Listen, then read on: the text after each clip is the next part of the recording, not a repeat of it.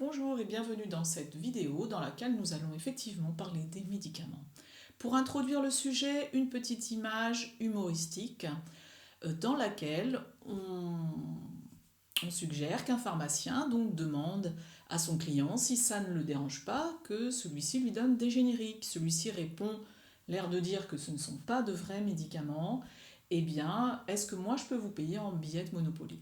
Donc cette situation qui est une caricature est un fait en France. En France, par exemple, si vous avez l'occasion de regarder une vidéo sur les génériques conçus par Jamie et Fred, dans le cadre de l'émission C'est pas sorcier, eh bien, ils disent qu'il y a quelques années, les Français ne consommaient que 20% de génériques, contrairement aux Allemands, habitués depuis plus longtemps et qui, eux, en consomment 50%. Alors du coup, on va s'intéresser effectivement à ces différences entre un médicament princeps ou de référence et les médicaments génériques. Existe-t-il vraiment une différence? Est-ce qu'ils sont tous les mêmes? Tous les mêmes. Eh bien, un médicament a pour but, effectivement, de prévenir les maladies, les traiter, même de les déceler. Donc, quels sont les points communs à tous les médicaments? Pour ce faire, nous allons utiliser une notice, enfin plus exactement deux notices ici. Vous voyez dans la première, on voit apparaître un mot-clé, le terme de substance active. Il y en a deux, le paracétamol et le phosphate de codéine hémihydraté. Ensuite, dans l'autre boîte de médicaments, eh bien, vous voyez apparaître le terme d'excipient à effet notoire, aspartame, glucose et sodium. Eh bien, un médicament va se composer dans un premier temps d'une ou de plusieurs substances ayant un intérêt thérapeutique. Ce sont ce que l'on appelle des substances actives ou un principe actif. Ensuite, d'une ou plusieurs substances n'ayant pas d'intérêt thérapeutique mais qui permettent de donner une forme, un goût ou même une couleur au médicament. Ce sont ce que l'on appelle des excipients. Donc je vais voir ici, faire le tour un petit peu à l'aide de notices qui sont dans un premier temps identiques, eh bien quelques différences pour une même substance active et un même dosage. Ici, la substance active, c'est l'acide acétylsalicylique. On le voit ici et on le voit également ici. Le dosage est le même, c'est 500 mg en fait par comprimé. Eh bien, vous voyez qu'ils n'ont pas la même forme galénique. Qu'est-ce que c'est que la forme galénique? C'est la forme sous laquelle le médicament se trouve. Pour le premier, c'est un comprimé effervescent. Pour le deuxième, c'est un comprimé à croquer.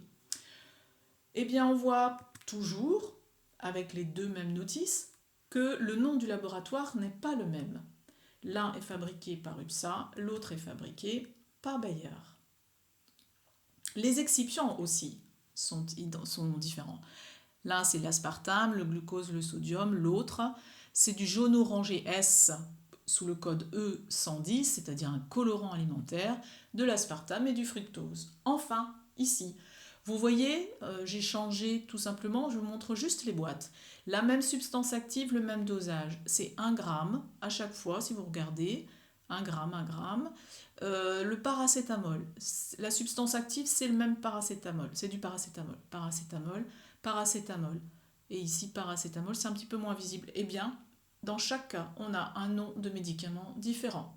Pourtant, même substance active et même dosage. Tout cela pour dire que le médicament princeps, ce n'est rien d'autre que le médicament historique, autrement appelé médicament d'origine, qui va permettre de fabriquer les médicaments génériques. La substance active va alors être appelée sous sa forme, sous sa dénomination commune internationale. C'est ce que vous avez vu précédemment. Sur toutes les boîtes était indiqué le paracétamol. C'est la dénomination commune internationale du paracétamol en fait. Donc maintenant on va revenir un petit peu sur la longue histoire du médicament. Effectivement, quand est-ce qu'on va avoir le droit de fabriquer des génériques à partir d'un médicament princeps? Eh bien, il faut attendre, si vous regardez ici, au départ des recherches, ils vont déposer un brevet pour certaines molécules. Ensuite, ils vont travailler longtemps. Le médicament va finir par être commercialisé et ce n'est qu'au bout de 20 ans que le médicament va alors pouvoir être transformé en générique. Donc c'est ce que j'ai noté en dessous. À la chute du brevet, les laboratoires de générique ont le droit d'exploiter la molécule, tout comme le laboratoire de la spécialité d'origine, en utilisant bien sûr la dénomination commune internationale. Ils ont le même principe actif, les princeps. Ils ont les princeps. Donc, ils ont le même principe actif que le princeps, les médicaments génériques, mais se différencient par leur formulation, par leurs excipients, parce qu'en général, ils essayent de travailler pour diminuer notamment les effets notoires qui peuvent avoir des conséquences sur la santé, notamment trop de sucre, trop de sel, etc., ou sur leur forme galénique.